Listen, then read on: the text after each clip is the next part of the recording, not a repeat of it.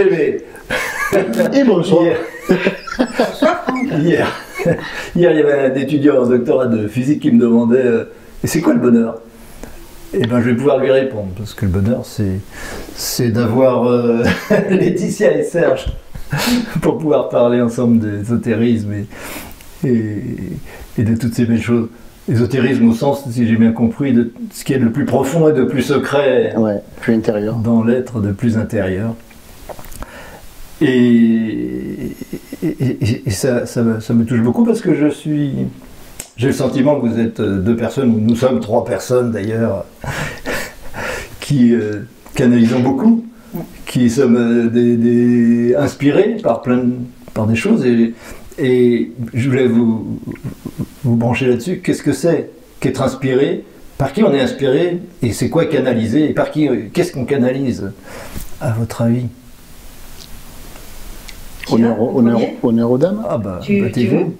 Oui, ou toi, ou moi, comme tu veux. Inspiré par ce qui nous touche, inspiré par la vie, inspiré par la beauté de la vie, inspiré par avancer, inspiré par la découverte de soi, inspiré par, en fin de compte, par cette connaissance qu'on a de nous-mêmes et qui n'a aucune limite. L'inspiration, c'est quoi? C'est pour moi, je vais découvrir quelque chose sur moi et qui ne va jamais s'arrêter. Et dès que j'ai commencé, on va dire, c'est une vie qui a commencé à un moment donné X et qui ne s'arrête pas et qui n'aura jamais de fin. Ça m'inspire. Parce que je n'ai pas de fin. Oui, ça t'inspire, mais c'est quoi qui t'inspire? Qui va m'inspirer? Par exemple, quand Serge parle, ah, le channeling en particulier. Il a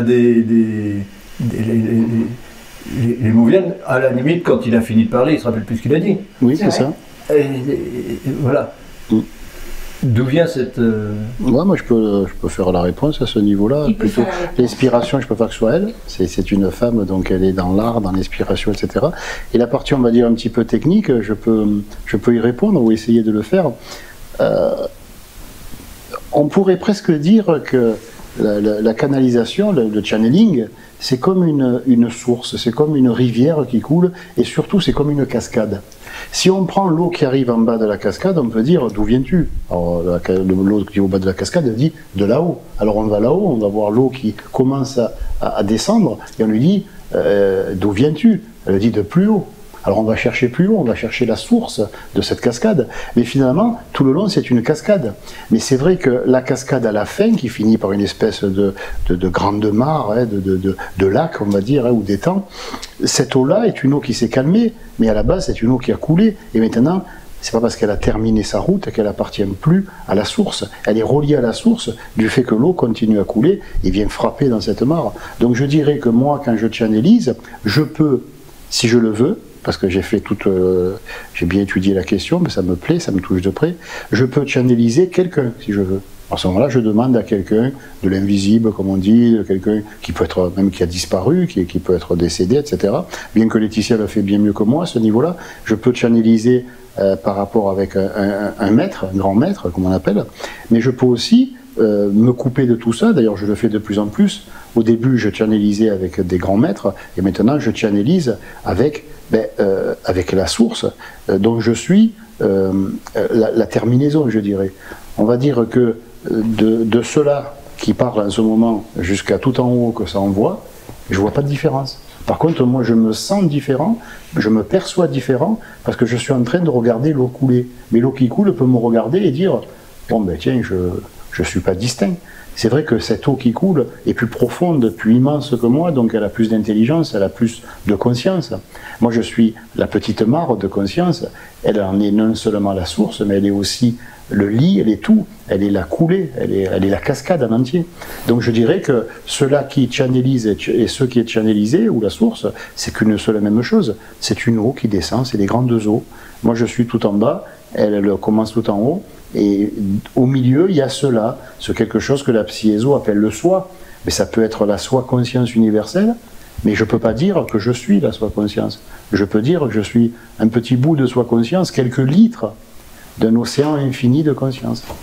Voilà. Et ton image de l'eau qui vient de plus haut, etc., je la prolongerais dans l'autre sens, en me disant, mais si je demandais au nuage d'où vient l'eau du nuage, je dirais, ben, elle vient d'en bas.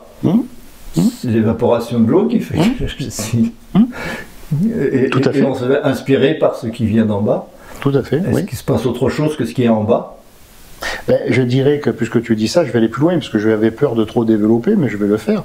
Alors à ce moment-là, on pourrait dire que, quelque part, non seulement je suis inspiré par la source, mais la source, je suis un motif d'inspiration pour elle. Et ça n'a rien d'extraordinaire, parce qu'on est tous dans le même cas. Je suis à la fois cela qui reçoit et cela qui crée. Je suis le début, je suis la fin.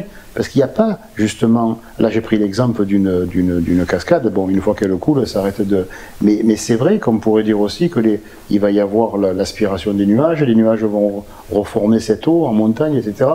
Mais il y a une interaction. Pour moi, je ne suis pas dans la situation de quelqu'un qui reçoit, qui est pacifique, enfin qui est du moins statique, qui ne bouge pas, qui est passif, voilà, cherchez le mot, merci, qui est passif, qui ne bouge pas et qui reçoit la douche. Non, je suis ce quelque chose qui, tandis que ça descend, remonte. Il y a toute une espèce de circulation. Il y a une double polarité, il y a une double circulation, c'est-à-dire que tandis que l'électricité descend, l'électricité monte, et on va dire que, en fait, comme il est dit dans la Bible, à un moment donné, il est dit « Celui-ci est mon fils en qui je prends mon plaisir ». C'est pendant le baptême du Jourdain du Maître Jésus. Et c'est vrai que ça m'avait touché, ce truc-là, parce que je me suis dit, tiens, voici quelqu'un qui se présente comme étant Dieu, on va dire, ou l'esprit, comme on dit en Cieso. Et cet esprit va dire, celui-ci est mon fils en qui je prends mon plaisir. Donc le plaisir de Dieu, c'est l'homme. Et donc le plaisir de l'homme, ça devrait être Dieu. Et il y a une interaction. On pourrait presque dire que le divin s'instruit à notre contact, parce qu'il ne peut pas être nous, parce qu'on l'est à sa place. Mais nous, on ne peut pas être lui, parce qu'il est déjà. Donc quelque part, c'est bien foutu tout ça, parce qu'il y a deux miroirs qui s'auto-éclairent mutuellement. Je suis le miroir qui éclaire le haut, il est le miroir qui m'éclaire d'en haut, et il y a une espèce d'échange, d'interaction. C'est comme ça que je pourrais l'expliquer. Comme disait Laetitia tout à l'heure, il n'y a pas de séparation. Voilà. On s'imagine toujours que il y a des gens capables de canaliser des choses qui viennent d'on ne sait où, et puis d'autres pas. Qu'il y a une séparation.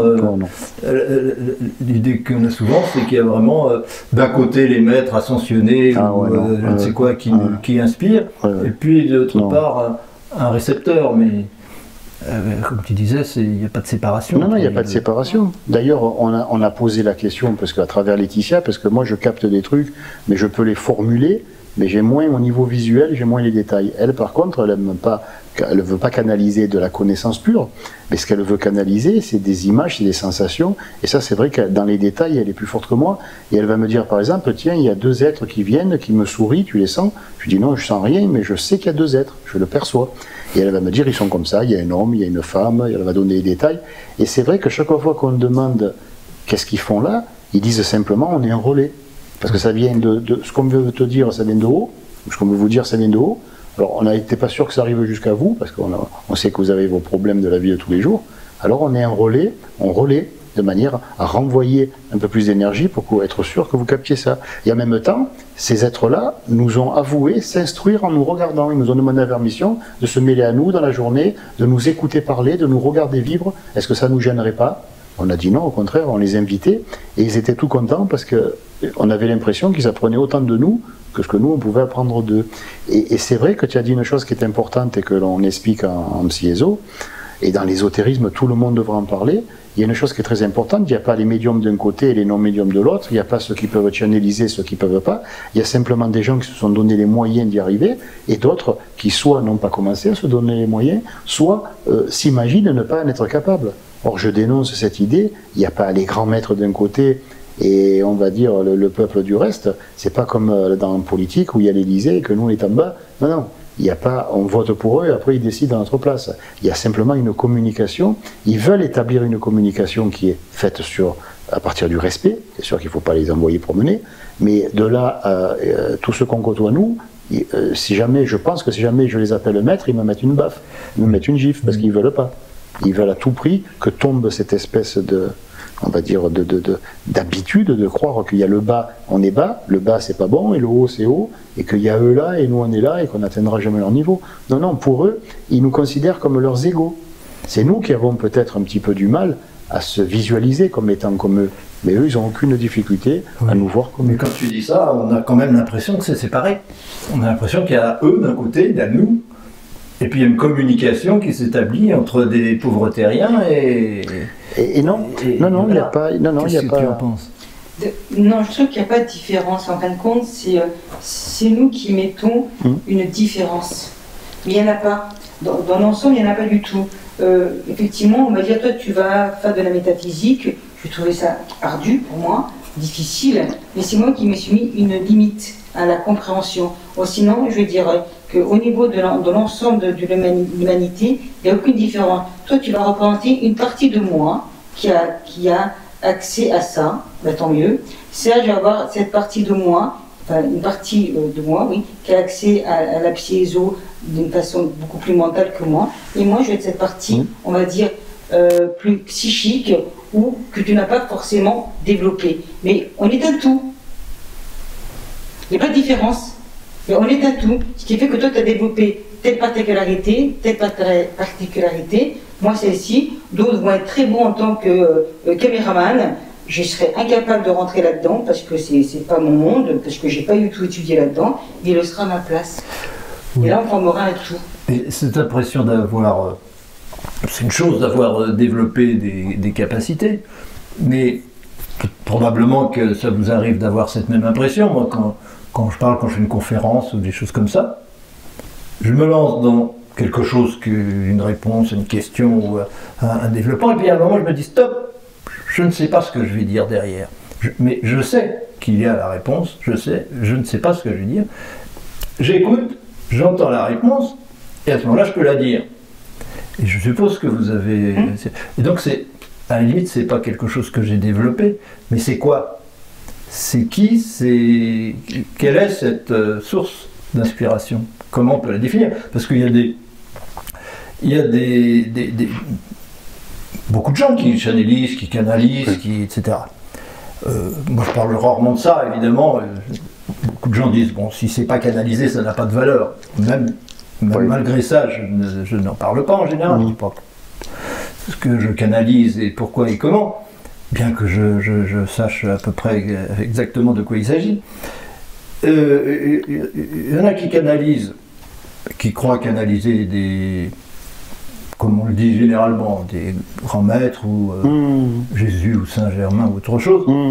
Enfin, je ne dis pas cela en particulier, qui en réalité canalisent des parties d'eux-mêmes qui sont pas si ésotériques que ça, qui seraient plutôt dans des plus basses vibrations qu'eux-mêmes. Oui, il y a le tout. Et évidemment, on peut espérer que quand on parle, c'est en communiquant, en se branchant sur des vibrations plus élevées. Mais comment définir ces vibrations que nous ne sommes pas par rapport à celles que nous sommes?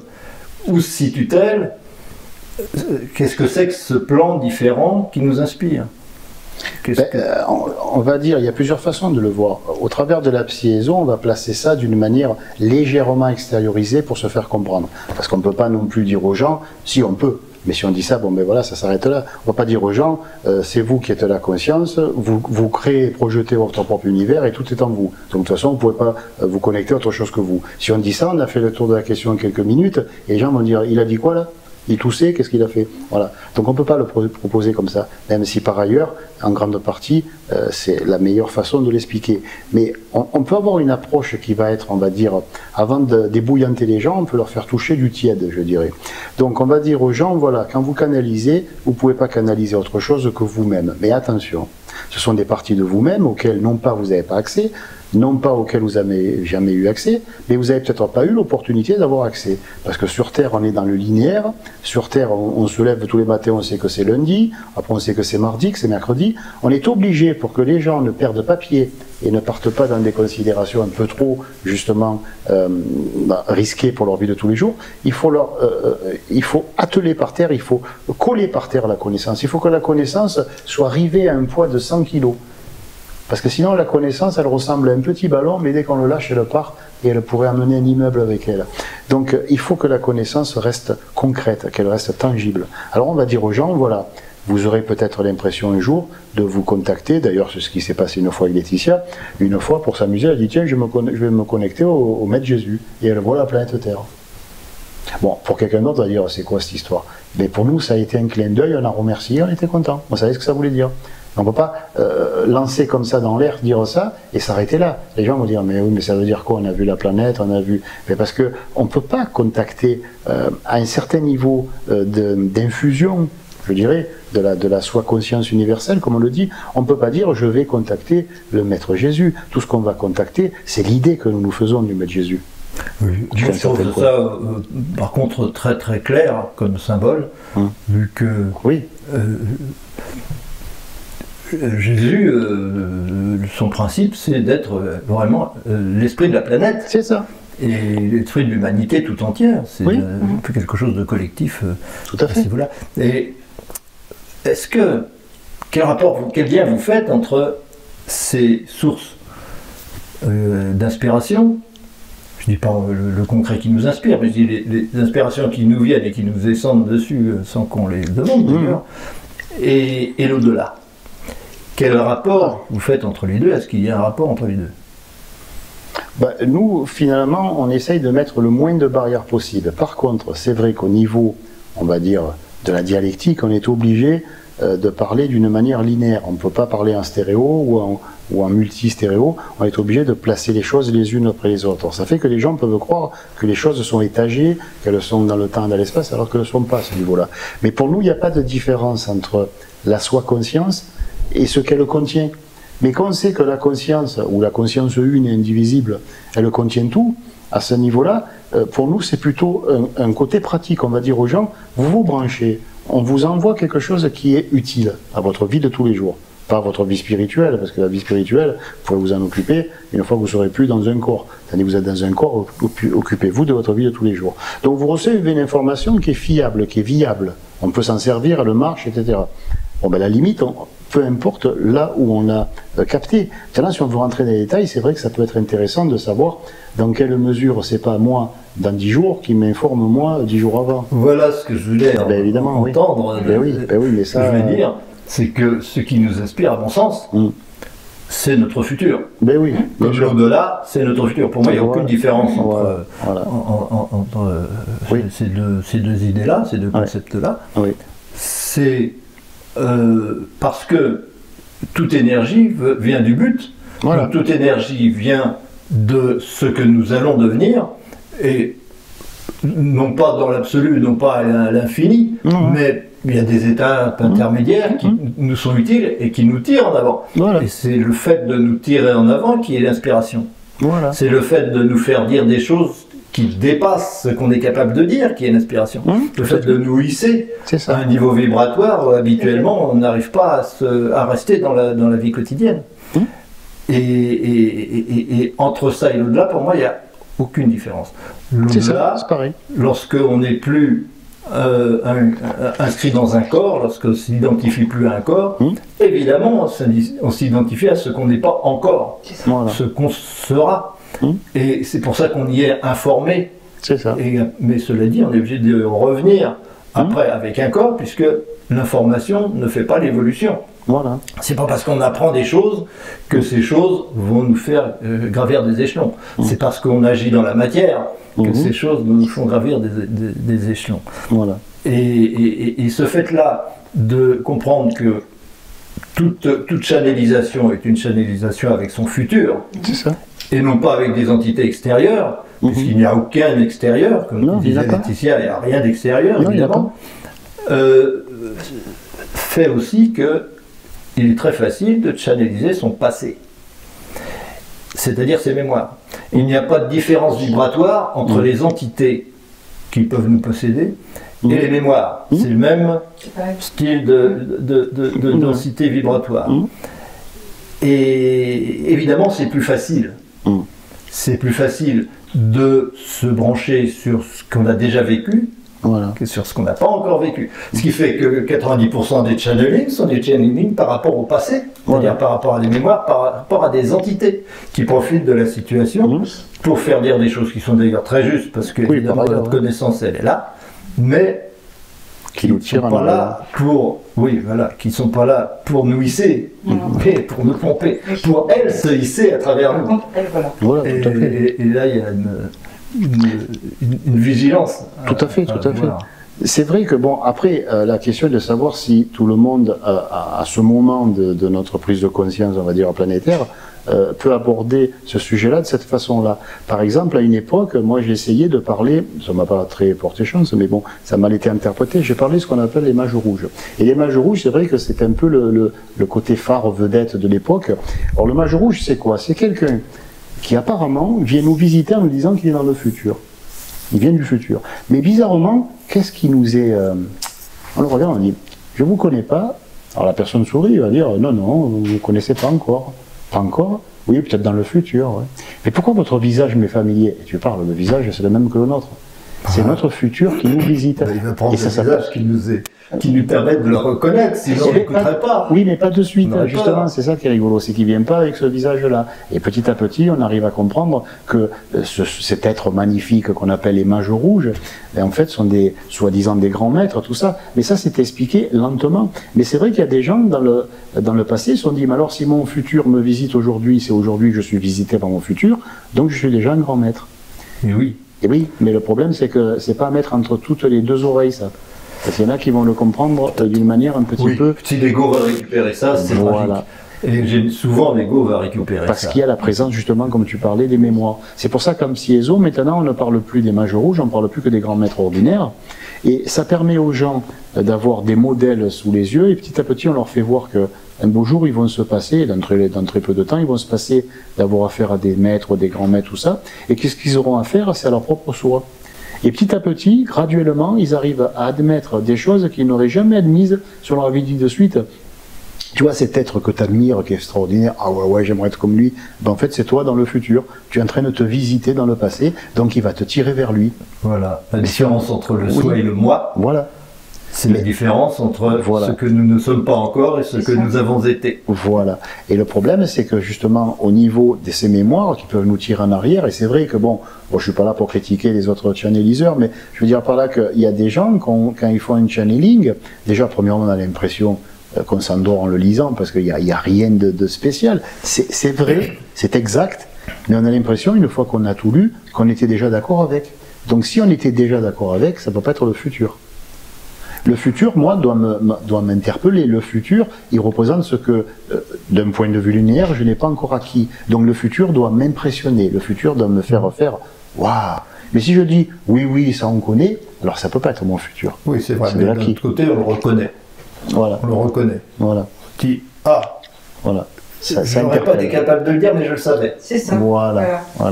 Mais ça ne fait pas partie du passé. Voilà. À des références antérieures. C'est pas du tout ça, voilà. Donc c'est vrai qu'à un moment de la Siezo, vers la fin, dans ce qu'on appelle vulgairement la 4e chambre, qui est une chambre virtuelle, fictive, on dit aux gens que finalement, tous ces êtres qu'ils ont vus et qui ont été contactés, c'est pas révéler quelque chose de secret en le disant maintenant, en fait, c'est des aspects d'eux-mêmes. Mais comme ils n'étaient pas capables de l'assumer, parce que si on avait dit tiens ça c'est toi, ils auraient dit oh, non, ça peut pas être moi. Il y en a qui manquent de confiance en eux, on leur a pas appris on leur a pas appris quel être sublime ils pouvaient être et qu'ils pouvaient être dans l'absolu maintenant, ou qu'ils deviendront plus tard s'il leur faut du temps pour se sécuriser. Mais on peut pas dire certaines choses. On est obligé de dire aux gens, tu vois tous ces êtres ce maître que tu as demandé son nom, il a refusé de te le dire. Tu t'es pas posé la question pourquoi il t'a refusé de dire son nom? Il n'y a pas comme il y a de raisons pour lesquelles il vaut. Alors on va dire, oui, parce qu'il ne veut pas que je l'apprenne, il a peur que... Et peut-être que c'est un nom qui n'est pas connu. Ah oui, voilà, c'est peut-être pour ça. Mais non, si son nom n'est pas connu, peut-être que toi non plus, tu n'es pas connu. Donc si on te demandait ton nom et que tu avais un message à délivrer, tu dirais, c'est pas important. Ben, cet être-là, que tu as l'air d'aimer alors que tu ne le connais même pas, qui a une tête qui te revient, qui te parle, qui te dit quelque chose, tu lui demandes son nom, mais il ne peut pas te le donner. Et il ne peut pas te le donner parce que tu ne peux pas le prendre, ce nom. Mais dès l'instant où ce nom, tu es capable de l'assumer, alors il te dira son nom. Mais tu n'auras plus besoin de lui demander, tu sauras qui c'est. Tu sauras qui tu es. Voilà. Donc ce sont c'est un petit peu la question du doit-on dire aux enfants que les bébés naissent dans les choux ou croire au Père Noël? Alors j'ai envie de dire, il n'y a pas de réponse à ça. Il y a des gens qui ont préféré dire aux enfants en bas âge, plutôt que de leur montrer un film porno, hein, de leur montrer comment on fait les enfants, ben, ils ont préféré leur dire un demi-mensonge ou une demi-vérité. Et après, petit à petit, ils ont remplacé une demi-vérité par une vérité un peu plus grande, jusqu'au moment où ils leur ont carrément passé un film en disant voilà comme ça se passe. Voilà. Donc, moi je suis pour le côté pédagogique, c'est-à-dire, puisqu'on est sur Terre et qu'il y a un temps linéaire qui apparemment existe sur la Terre, hein, à ce moment-là, où comme j'ai conscience de ce temps linéaire, je vais faire avec, je vais bosser avec lui plutôt que de bosser contre lui, tout en sachant qu'il n'y a pas de temps, il n'y a pas d'espace, il n'y a qu'une seule conscience partagée simultanément par tous les corps. Il y a des gens qui connaissent la phrase par cœur, qui la répètent en souriant, et je souris moi-même parce que je me dis, je vois bien que dans le mental ça bouge pas pareil, ils la répètent, ils la trouvent belle, mais ils l'ont pas comprise. Ils savent pas à quel point c'est faramineux. C'est la plus grosse révélation que l'être humain puisse recevoir. Tu es ce que tu désires. Tu as déjà atteint ce que tu vises. C'est juste qu'il faut que pendant un moment tu penses ne pas l'avoir atteint, de manière que ce qui est un désir qui perdure sur Terre. Parce que si j'ai l'impression d'être déjà ce que je veux devenir, peut-être que je risque d'être déçu, parce que je vais associer ce que je suis déjà devenu à ce que je pense de moi. Tant que l'être humain est dans la pensée de soi, il ne faut pas qu'il atteigne soi, parce qu'il va atteindre surtout sa propre pensée de lui-même. Il faut qu'il dépasse sa pensée, qu'il dépasse ses émotions, qu'il se nettoie. Il faut qu'il purifie l'ego, on peut appeler ça comme on veut, peu importe, nous on appelle ça le PRP dans la psyéso, c'est-à-dire processus de réforme psychologique. On apprend aux gens que tout ce qui les empêche d'être eux, c'est tout ce qui n'est pas eux. Ils n'ont pas à devenir, ils sont déjà. Par contre, ils doivent retirer d'eux-mêmes tout ce qui les empêche de prendre conscience de qui ils sont déjà. Mais ils sont déjà. Et les gens partent de cette on va dire, cette prémisse. Allez. Ils partent de cette prémisse, ils disent ok, je te crois sur parole, je te fais confiance, mais j'aimerais bien le vivre. Alors si tu me crois sur parole et que tu me fais confiance, donne-moi 3 ans et tu le vivras. Est-ce que, Laetitia, tu as l'impression, soigner à distance, c'est channeliser l'énergie, et que ce que fait Serge, c'est channeliser l'information? Je dirais oui comme ça. En même temps, j'ai des informations, évidemment, parce qu'on a un champ énergétique informationnel. Ce qui fait qu'effectivement, je travaille beaucoup plus avec l'énergie. Je m'appuie sur la connaissance que me donne une âme. Elle me donne une information, je ne suis pas bien, et je regarde effectivement, je ne suis pas bien, et je regarde effectivement le lien qu'il y a sur le corps physique, parce qu'il y a un lien, c'est pour ça que nous ne sommes pas bien. Et c'est vrai que je vais travailler au niveau énergétique et remettre de l'ordre au niveau des centres. Voilà. Mais c'est beaucoup plus informatique, mais je m'appuie quand même sur l'information qu'on me donne. Oui, mais je parlais de l'information, non pas que te donne le patient, mais... Qu'on me donne l'âme, pas le patient, l'âme. D'accord, voilà. D'accord. Ouais, oui. Oui, parce que dans les soins, c'est un petit peu... La personne, elle va me donner une information, et parfois elle n'est pas juste du style, elle est... parfois je vois le lien, et je vois qu'il y a un problème avec la mère biologique. Et je lui dis, votre mère, je vois comment il y a un souci, qu'il y a même quoi bloqué les surrénales. Donc je le vois, ça me montre, effectivement, au niveau, un niveau psychique, hein, évidemment. Et je pose la question à la personne, elle me dit non, ma mère était très bien, etc. Je dis, alors je regarde, ça ne correspond pas, je vois qu'il y a un problème à ce niveau-là. Et je lui dis, mais comment elle était votre mère alors? Ah ben ma mère, elle était envahissante. Ah, je dis, ben voilà. Du style, ma maman est magnifique, j'en ai une femme qui est envahissante et qui a envahi un centre, on va dire, des surrénales, pour l'exemple, et les surrénales sont bloquées. La personne ne sait même plus quel est son intérêt, ni si elle va fuir, ni si elle va rester statique, ou si elle va combattre. La mère a phagocyté les surrénales, ce qui fait que la personne ne sait même plus du tout quel est son intérêt à être dans la vie. Mais l'information, je ne l'ai pas eue par la personne parce qu'elle était fausse. Je suis allée voir à un autre niveau pour savoir si ça correspondait. Et ça ne correspondait pas du tout. Et on m'a montré, on va dire, la vérité. Et ce qui fait qu'après, je vais voir la personne physique, donc la personnalité. Et c'est là que la personnalité me remet les choses en ordre. Parce que j'ai vu les résultats. On pourrait dire qu'elle ordre. plie le temps. Elle le plie le temps. Elle le plie le temps, Laetitia. Parce que ce qu'elle voit finalement, pour revenir un petit peu dans ta façon d'expliquer les choses, qu'est-ce qu'elle voit, Laetitia? Tôt ou tard, cette femme va savoir quel est son problème. Elle va trouver la cause. Et elle va cesser de se mentir ou de se cacher la vérité. Combien il va se passer de mois ou d'années? Laetitia le prend, elle fait ça. Et ce qu'elle voit, ce qu'elle reçoit, je pense que c'est ce que cette femme-là aurait vu ou aurait su, aurait compris tôt ou tard, mais elle y fait gagner 6 mois, 1 an, même 3 mois, allez, peu importe. Et la guérison, il n'y a pas de guérison. Laetitia ne guérit personne. La personne guérit toute seule. Elle guérit toute seule dès l'instant où elle accepte ce que Laetitia lui dit. Mais si elle est dans le déni, parce qu'elle est en train d'essayer de voir, de lutter contre le fait, je ne peux pas dire du mal de ma mère, je l'aime par ailleurs. Oui, mais c'est pas incompatible. Tu dis pas du mal, tu énonces des faits. Et le temps, tout ce travail, cette élaboration mentale qui va se faire dans son esprit, elle va mettre peut-être 6 mois, peut-être 1 an. Donc Laetitia lui fait gagner du temps, elle lui dit, voilà, moi je te vois comme ça dans 6 mois. Qu'est-ce que t'en penses? Je suis pas sûr, ici et là. Mais outre le fait que c'est pas méchant, que tu juges pas ta mère a fait de son mieux. D'ailleurs, je suis sûr que tu l'aimes. Ah oui, oui, je l'aime. Bon, ok. Bon, mais ta mère, tu l'aimes, elle a fait de ton mieux, mais voilà ce qui a été produit par l'interaction. Et non pas par ta mère, par l'interaction. C'est l'interaction qui était le problème. Ni toi, ni elle. Vous devez vous pardonner mutuellement, il n'y a aucun souci. Et là, donc, elle replie le temps. C'est une façon amusante de parler. Hein. Elle replie le temps et elle fait en sorte que ce que cette personne aurait découvert dans 1 an, j'invente. Elle l'accepte maintenant. Parce qu'elle l'aurait découvert dans 1 an, mais combien elle aurait mis de temps pour toute seule, sans aide, arriver à faire ce travail sur elle.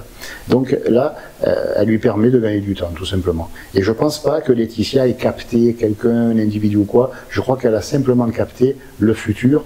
Et on pourrait même dire que pourquoi pas, 1 an après, la personne lui téléphone, dit oh, ben, je vais beaucoup mieux, vous aviez raison, et si là, ben voilà ce qu'elle a capté. Elle a capté la finalité qu'on appelle nous la guérison. C'est ça. La finalité, c'est toujours l'équilibre. Voilà. L'équilibre. La finalité, c'est toujours la paix. Oui. Voilà. C'est ça l'homéostasie, c'est le fait que le corps n'est pas seulement le corps, tout l'être passe son temps à chercher la paix, à chercher l'équilibre. Et donc l'état de guérison est toujours aussi un futur par rapport à l'état de déséquilibre. Et donc guérir, c'est aussi brancher quelqu'un avec son futur. C'est ça. Et de toute façon, on ne peut que revenir à ça. Dans un cas, l'information, c'est l'information de notre futur, l'information que nous n'avons pas encore, mais c'est le futur vers lequel on va, c'est ça qu'on peut enseigner. Mais quand on envoie de l'énergie à quelqu'un, d'où vient cette énergie, sinon aussi du futur? Voilà. Comment est-ce que les thérapeutes qui agissent à distance, etc., ont-ils une idée d'où vient l'énergie? Ils disent, ça vient de la source, ça vient de... Oui. Je ne sais pas. Mais en réalité, ça vient aussi du but. Parce qu'il n'y a pas d'énergie qui vient d'ailleurs que du but. Oui, mais c'est normal. Le but, il passe par tous les futurs qui nous séparent de ce but. Voilà, c'est ça. Et Tous les donc, futurs quel que soit probables. le cas, c'est toujours on a toujours tendance à vouloir imaginer des sources ailleurs, dans l'espace. Comme on a toujours l'impression que les autres personnes sont ailleurs dans l'espace. C'est ça. On est séparés dans l'espace, alors qu'en réalité, tout cela est non pas séparé, mais relié par le temps. C'est uniquement ça. le temps qui sépare les individus les uns des autres, et c'est aussi le temps qui sépare l'être de sa guérison finale, ou de son illumination. C'est qu'une question de temps, ce n'est pas une question d'un autre être qui serait mieux, qui serait ailleurs, qui serait, etc. Après, il peut justement, comme on dit, replier un petit peu le temps. On va rencontrer, par exemple, il y a des gens qui disent, moi j'ai rencontré 3 maîtres spirituels qui m'ont permis d'avancer. Et en fait, il n'a pas rencontré 3 maîtres spirituels qui l'ont permis d'avancer, il a rencontré 3 personnes qui ont eu l'intelligence, ou la sagesse, ou le savoir, peu importe, de lui faire sauter un pas, et de le faire passer à maintenant, à voici ton plus tard. C'est 3 plus tard qu'il a rencontré. Il s'est rencontré lui sous la forme d'un autre, bien sûr, parce que bon, il faut un support mental, et puis c'est rassurant. Mais c'est vrai que ce maître spirituel, quelque part, il est juste là pour incarner, entre guillemets, des futurs qui lui ont été proposés. Parce que je vois des fois, elle me raconte un petit peu, elle ne me donne pas les détails parce qu'elle est très discrète avec les soins, mais elle me raconte un petit peu, elle me dit tiens, il y a telle personne qui me dit par exemple, tiens, j'ai eu un soin, c'est marrant, j'ai rien senti, ici et là. Donc la personne est un peu remontée, et après en la faisant parler, elle s'aperçoit qu'en fait la personne, elle n'était pas du tout d'accord pour guérir, elle n'avait pas envie de guérir. Parce que cette personne-là, elle se servait par exemple d'une maladie pour attirer l'attention.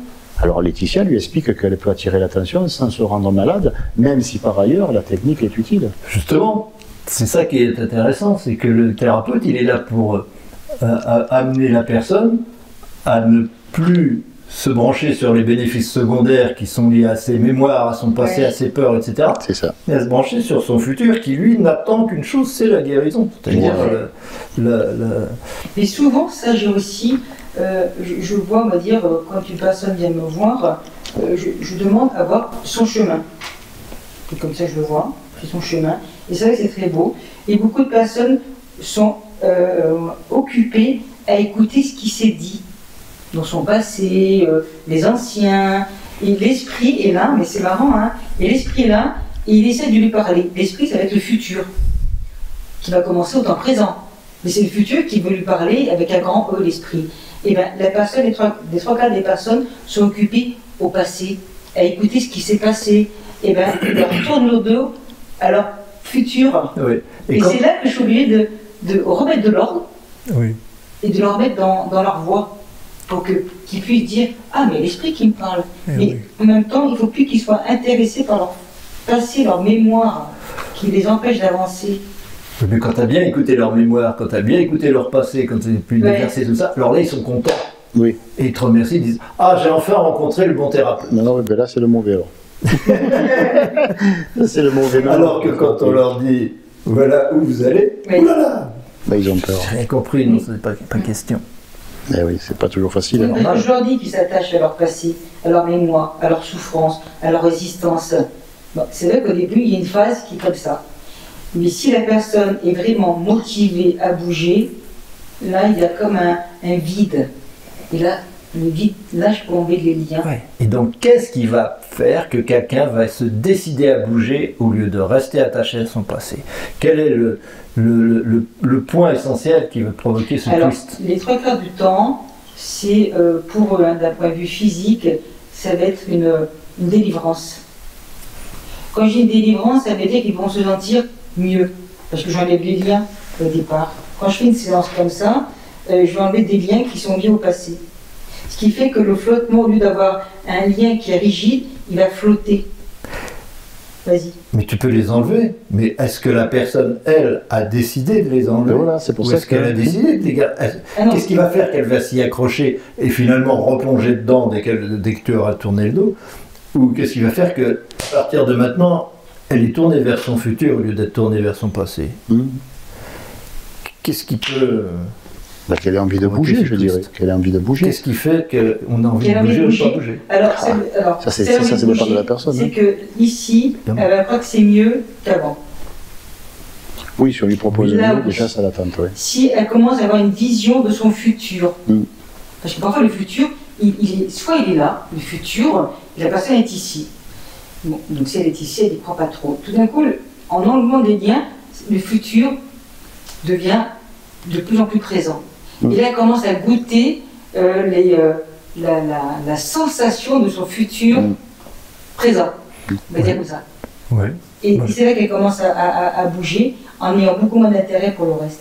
Moi, je pense que les mémoires sont des défenses immunitaires qui permettent de protéger l'ego par rapport à ces changements futurs, justement, mais uniquement parce que le mental, qui est là pour défendre l'ego, n'a aucune conscience de son futur et ne le reconnaît absolument pas. Ça, reconnaître le Seigneur, reconnaître, etc., c'est reconnaître que nous sommes infiniment plus que ce que nous croyons être, et que, en fait, en voulant défendre l'ego, on se prive de beaucoup de choses, et que l'ego ne peut s'épanouir que justement s'il change tout le temps, alors que le mental, pendant un bon moment, il croit qu'au contraire, il est là pour défendre l'ego, il ne faut surtout pas que l'ego change et que si l'ego disparaît, je disparais parce que je ne connais rien d'autre que l'ego. Donc là, il y a une dimension de compréhension et d'information de la personne pour que elle se dise un jour, mais bon, pour que le mental, et c'est que le mental qui crée le problème dans ce cas-là, parce que c'est le mental qui défend l'ego, parce qu'il est inconscient du futur qui est bien meilleur pour l'ego qu'il ne le croit. Lui, il croit qu'il n'y a que l'ego, donc il se dit, si l'ego change, je suis perdu, il n'y a plus d'ego, alors que c'est faux, il y aura un autre ego, il y aura toujours un meilleur ego, un plus grand ego avec plus d'amour, etc. C'est ça. Et le mental, donc, c'est lui qui doit faire le travail, c'est au mental qu'on doit faire le travail pour que la personne un jour se dise j'ai plus ces bénéfices secondaires sont bien peu de choses par rapport à ce que j'ai touché du doigt, en comprenant que mes autres égos futurs sont bien plus radieux que l'ego auquel je m'étais attaché jusqu'à présent. Bien sûr. Et c'est pas facile du tout, Non. mais c'est essentiel à mon avis. Oui, oui. Le fait que distendre les liens, la plupart du temps, donc la personne peut retisser ces mêmes liens. Après, si la personne a le goût à quelque chose de mieux, elle verra que c'est mieux. Voilà. Mais c'est vrai que c'est une explication rationnelle, une explication technique que tu donnes de ce dont on vit, de ce qu'on vit, parce qu'on est pareil, nous, hein. On a nos habitudes. Moi, des fois, je me dis, tiens, je peux me passer de ce plaisir, et des fois, elle me dit, tu sais, tiens, je vais te faire goûter un autre plaisir, je le goûte, je compare, je m'aperçois quand même, je ne peux pas passer outre de mon mental, puisque mon mental, il va m'accompagner tout le temps. Donc je ne peux pas me défier de lui, je ne peux pas le traiter d'imbécile, et il ne peut pas non plus faire autrement que de me servir. Seulement, il peut me desservir en me faisant croire que ce que l'on connaît est la seule chose qui soit bonne. Oui, mais c'est important de voir que, comme on disait tout à l'heure en mangeant, on a envie de s'accrocher à ses souffrances et de revivre ses mémoires et toujours les revivre, à recommencer à souffrir avec, alors que c'est du passé qu'il y a longtemps qu'on n'aurait plus pensé. On fait ça pourquoi? Parce que c'est ça. Puisqu'on définit son ego avec ses mémoires, on ne peut pas le définir avec autre chose, et qu'on s'identifie à ça. Comment faire, ne pas s'y attacher et vouloir toujours les entretenir. C'est pour ça que les mémoires sont utilisées par le mental comme défense de l'ego. Oui. Et que la seule solution pour que la personne renonce à souffrir, qu'elle se dise ah ben non, ça va, j'ai assez souffert de cet événement qui m'est arrivé à Belle-Lurette et qui n'a plus aucune espèce de réalité maintenant, c'est pas évident du tout, parce que c'est pour ça que tu disais tout à l'heure, les gens ne veulent pas forcément guérir, loin de là. En réalité, c'est le contraire. La plupart du temps, on ne veut surtout pas guérir. C'est pour ça que tout le monde a ses petits bobos. Hein. Mais pour vouloir guérir, il faut vraiment se dire ce passé, c'est pas moi. Je n'ai pas toujours été ce que je suis maintenant, je ne serai pas toujours ce que je suis maintenant. Hier, je n'étais pas le même, avant-hier, je n'étais pas le même, demain, je ne serai pas le même, etc. Mais c'est toujours soi. Et c'est la distinction entre soi et moi, fondamentale.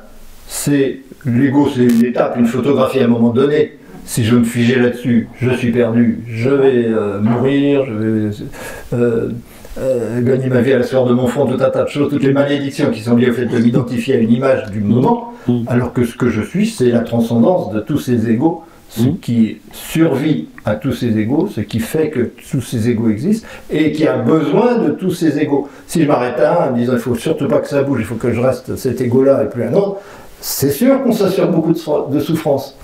Là, on entretient ces souffrances. C'est vraiment la volonté de ne pas guérir, de ne pas avancer, de continuer de souffrir, etc. Et on rencontre tous les jours des tas de gens qui ne veulent surtout pas guérir, qui viennent pour voir un thérapeute qui va les rassurer sur les conforter. Le fait Des fois, il y en a même qui sont dangereux parce qu'ils ont bien compris comment gagner de l'argent. Et le problème, c'est qu'ils ne sont plus des thérapeutes. Alors, à ce moment-là, ça devient des commerciaux. Et c'est vrai qu'il y a une chose aussi que l'on trouve en psy-éso, où on nous dit comment, c'est une petite astuce, hein, c'est une question qu'on pose aux gens pour essayer c'est un casse-tête, comment, alors que la personnalité est en évolution permanente, l'être humain peut s'attacher à sa personnalité. Comment s'attacher à une chose qui varie sans cesse. Ça arrive pour l'univers. Hein. Voilà. Et c'est bon, c'est posé dans la 4e chambre, mais je veux dire par là que en fait il y a ce truc qui est amusant où on dit en effet je peux m'attacher à ma personnalité, mais elle n'est pas obligée de rester statique. Une personnalité, qu'elle soit dynamique ou statique, ça reste toujours une personnalité. Et si j'y rajoute des bouts, ça sera toujours ma personnalité, mais les bouts que j'ai rajoutés vont l'enrichir, et je vais m'attacher à une personnalité de plus en plus riche. Et si on se dit, je conserve non pas l'attachement statique, mais l'attachement dynamique à quelque chose, par exemple, je m'attache à une boule de neige, elle roule, et à mesure qu'elle roule, elle grandit. C'est toujours la même boule de neige, mais de plus en plus grande. Je garde mon attachement, si vraiment j'en ai besoin, parce qu'il y a des gens qui ont besoin d'être attachés, et finalement, on fait une espèce de deal avec le cosmos. On dit, je suis bien d'accord que je vais jamais être pareil. Je suis bien d'accord que même si je me reproduis par mes mémoires, ça va jamais être pareil. Je vais toujours oublier un petit truc, donc je vais me faire avoir par l'illusion du mental. Mais j'accepte cette condition, à condition qu'on m'autorise à être quelqu'un d'attaché à ce qu'il est.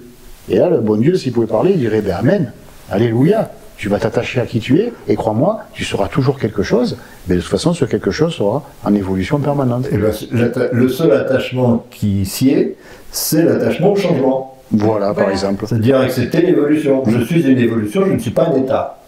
Voilà. Et renoncer au fait d'être un état et accepter d'être un changement permanent, être l'évolution elle-même, Voilà. c'est accepter d'être soi au lieu d'être moi. Tout à fait, oui. Et c'est ça qui est guérisseur, et c'est ça qui est... Parce que dans ce cas-là, les gens, et sentez-vous visés quand je dis ça, les gens qui ont fait ce travail de détachement de leur ego au profit de l'évolution en général, évidemment deviennent des gens dans la compassion par rapport à tous les autres, puisque c'est une seule évolution avec tous les égos qui le constituent. Donc chaque ego est indispensable à cette évolution, donc, forcément la paix, l'amour par rapport à tous les autres. Et en plus, ils sont obligés d'être branchés par rapport à leur futur, et donc d'être inspirés, et donc d'être des vrais channels, simplement parce que, étant l'évolution, rien ne les bloque, rien dans leur mental ne les empêche d'être en communication avec toutes les autres étapes futures de leur être. Ils peuvent même les personnaliser. Oui, mais ils peuvent les personnaliser s'ils veulent. S'ils ont envie d'appeler le maître Tartampion, d'ailleurs les naïfs, je l'appelais Tartampion, le maître Tartampion parce qu'il a une bonne gueule et que finalement il a un sourire qui nous rappelle quelqu'un, hein, n'est-ce pas? Donc on se dit, ben voilà, je vais te nommer Tartampion, donc le maître va dire, ben c'est bien, moi je plaisante souvent avec les grands maîtres parce que je sais qui ils sont. Je sais quoi ils sont. Ce sont des formes. Voilà. Ça rejoint complètement l'idée que l'au-delà c'est ça. L'au-delà c'est le futur. Parce que quand on est dans l'au-delà, on voit évidemment les maîtres, etc., sous la forme qui nous sont confortables. Sous les formes qui nous sont confortables. Là c'est exactement pareil. L'information qui nous est promise ne peut être assimilée que si elle est assimilable, si elle a une forme qui nous paraît convenable. C'est comme la nourriture qu'on prend tous les jours. Il y a des nourritures qui ne nous sont absolument pas adaptées et qui pourtant sont des nourritures quand même. Oui. On pourrait très bien se nourrir de cailloux, mais on n'y arrive pas. Non, mais c'est la même énergie que de manger un fruit et de manger autre chose. Et pour l'information, c'est la même chose. Je vais prendre l'information parce que j'ai vu Jésus, donc je channelise Jésus. J'ai vu maître un tel, donc je channelise maître un tel. Oui, ça c'est un petit peu restrictif. Hein. Je me suis branché sur une information, et pour me la rendre assimilable, je lui donne l'image qui m'est confortable. Tout à fait. Sinon, je ne pourrais pas l'utiliser. Ben oui. Ce ne seraient pas les mots, ce ne seraient pas les idées, les sentiments qui me correspondent au moment où... Voilà, c'est exactement ce qui est enseigné dans la voie de la Siddha, mais à la différence que, bon, en tant que psyéso, nous trouvons utile de proposer aux gens des formes. Pourquoi? Parce que les formes que nous leur proposons sont des formes qui ne peuvent pas être stratifiées dans le temps et dans l'espace, donc c'est plus sécurisant. On pourrait leur dire, prenez la forme que vous voulez, mais ils pourraient aussi prendre une forme qui soit reliée au passé, comme tu dis, ce qui est la vérité d'ailleurs, prendre une forme qui les rassure, et ce qui peut nous rassurer ne peut être que le connu. L'inconnu n'est pas rassurant du tout. Donc dès l'instant où une personne est toute contente de se trouver une forme rassurante, nous on devient inquiet. Avec l'éthicien, on se dit, ah, là, tu es en train de te tuer, tu es en train de rétrograder, pas de progresser, mais de partir en marche arrière. Donc on leur propose des formes qui ne sont pas statiques, parce qu'à mesure qu'on reparle de ces mêmes formes, l'explication change, elle évolue. Mais à une telle vitesse lente que ça peut être assimilable.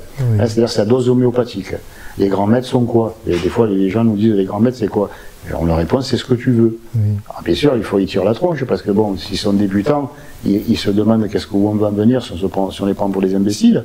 Mais s'ils ont un petit peu progressé aussi, ils commencent à se dire, mais finalement, c'est pas bête, parce que la dernière fois, j'ai demandé à quelqu'un, oh tiens, t'es habillé avec une longue robe, et la personne a changé, comme ça te l'a fait une fois. La personne a changé, tout, moi. et elle s'est montrée en costard-cravate. Oui. Ce sont des trucs qui nous faisaient, c'est des gags qui se passaient souvent. Jusqu'au jour où on a compris qu'il n'y avait pas quelqu'un qui s'amusait avec nous, mais nous-mêmes qui nous amusions avec une autre partie de nous-mêmes. Il y avait celle qui faisait le film, et l'autre qui regardait le film et qui applaudissait en disant « Oh, quel génie celui qui a fait ce film !» Oui. C'est très important ce que tu as dit, parce que on ne peut, cette information ne peut être assimilable en fait que par rapport à des formes du passé. C'est toujours du passé. Ouais. Et c'est ce qui empêche d'avancer. Quelque part, non, ça n'empêche pas d'avancer, mais ça empêche de comprendre que cette information vient du futur. Oui. Ça empêche de comprendre que c'est le futur qui nous informe et non pas le passé. Parce que pour qu'il soit assimilable, on ne peut prendre que des formes du passé. Jésus, c'est du passé. Judas, c'est du passé. Oui, tout ça, c'est du passé. Et qu'est-ce qui est futur alors? Ben, c'est nous. Ben oui. C'est ce que nous allons être quand nous aurons dépasser tout ça. Réaliser cette unité qui va nous permettre d'être, de manifester effectivement dans un corps les informations que pour l'instant nous ne sommes pas capables d'incarner. Tout à fait. Mais à ce moment-là, nous deviendrons des gens du passé, mais les gens du futur nous verront comme en tant que passé, nous verrons notre forme qui est une forme du passé, pour qu'ils puissent accepter un petit peu des choses du futur, qui est leur futur à eux, qui est d'autres maîtres qui n'ont jamais encore... Tout à fait. D'ailleurs, pour nous, bon, le Maître Jésus n'est pas le Maître Jésus, c'est un archétype, c'est 12 plus 1. Pour nous, le Maître Jésus et les 12 disciples, c'est un seul être. Ce sont des archétypes mentaux qui permettent à savoir les 12 possibilités d'expression d'une personnalité, on va dire. Voilà. Donc, il y a un passage qui est assez amusant dans la Bible, qui pour nous n'est pas un livre religieux, mais un livre de psychologie, à l'attention justement des psychologues ésotéristes du passé. Et dans ce livre de psychologie, donc, à un moment donné, il y a Jésus qui quitte les disciples, donc il veut changer de forme, parce que les disciples, ils n'arrivent pas, ils sont attachés à la forme. On va dire que tous les aspects de lui-même, d'un seul individu, sont attachés à une forme principale qui suivent. Et il dit, je m'en vais et je vais revenir. Alors, on va dire, mais où c'est que tu seras? Et il y a cette phrase magnifique où il dit, le Maître Jésus, soi-disant, il dit, là où vous serez 2 ou 3 réunis en mon nom, je serai au milieu de vous. Voilà. Ça veut dire quoi? Ça veut dire que quand il y aura 2-3 formes mentales que vous serez capable d'élaborer mentalement, à ce moment-là, moi, le Yeshua, le je suis, parce que Jésus, si on rajoute un i, ça fait je suis. Hein. Le je suis, je serai au milieu de vous. Mais il vous faudra quand même 2-3 formes mentales qui auront l'air de ne pas être moi, mais qui vous permettront d'accéder à moi. Je serai au milieu de vous, vous me chercherez à l'extérieur, mais je serai au-dedans. Et c'est pour ça que quand il est sorti du tombeau, soi-disant, quand il ressuscite Jésus, dans l'histoire, il y a Marie de Magdala qui vient et qui cherche Jésus. Et elle voit, soi-disant, le jardinier, alors c'est une traduction qui est pitoyable, mais en fait, elle voit le Maître Jésus, et il lui dit, où me cherches-tu? Je ne suis pas dans le sépulcre, je ne suis pas... Et il veut lui montrer que Marie cherche l'idée qu'elle se faisait de Dieu, d'elle-même, de sa propre déité, à travers l'ancienne forme. Et il lui dit, mais je ne suis pas là, où me cherches-tu? Tu me cherches dans le passé, dans la vision que tu avais de moi, tu crois que je suis mort, mais tout ça c'est arrivé, c'est fini, donc je ne suis pas mort. Je suis vivant, mais je suis sous une forme que tu n'es pas capable de reconnaître, parce que je représente quelque chose qui n'est pas encore là en toi, qui ne s'est pas installé en toi. Et c'est vrai qu'on peut lire la Bible, et souvent dans la psyéso, on prend des exemples des passages de la Bible, parce qu'ils permettent de frapper l'imagination, et de ne pas, non pas qu'il ne faut pas révéler, c'est pas ça, mais des fois en envoyant directement la connaissance, les gens sont heurtés, et malheur à eux s'ils mettent une forme qui n'est pas la bonne sur la connaissance qu'ils ont reçue. Ils vont s'attacher à cette forme-là. Et c'est pour ça que Jésus représente l'éternel je suis qui dit « Où me cherches-tu » Tu me cherches dans le passé, j'y suis pas. Cherche-moi devant toi. Et tu verras qu'à mesure que moi j'avance, si tu ne me suis pas, tu me perdras de vue. Alors pour te rassurer, tu iras chercher dans les souvenirs. Voilà ce que ça veut dire en gros. C'est une explication qui est poétique et qui peut aider plusieurs personnes qui ont besoin d'imagerie mentale, un petit peu jolie, un petit peu à ceux qui suivent la voie cardiaque, comme on dit. Ça leur permet d'avoir une idée de quelque chose qu'ils vont connaître de mieux en mieux. Après, ils pourront se passer des archétypes mentaux, ils pourront se passer des formes, et ils donneront forme à l'informe, c'est-à-dire qu'ils donneront une forme à leur conscience. Et ils vont se dire, ben tiens, finalement, La plus belle forme que ma conscience ait, c'est moi au moment où je m'observe. Quand je me regarde, c'est moi. Demain, je me regarde, c'est moi. C'est toujours moi. Mais un moi avec un M majuscule à ce moment-là. Voilà. Eh bien, nous sommes trois, réunis au nom de ce but qui est notre source. Et au cœur de nous, il y a quoi? Un cœur. Oui. Le cœur de Swann. Merci. Merci. Merci.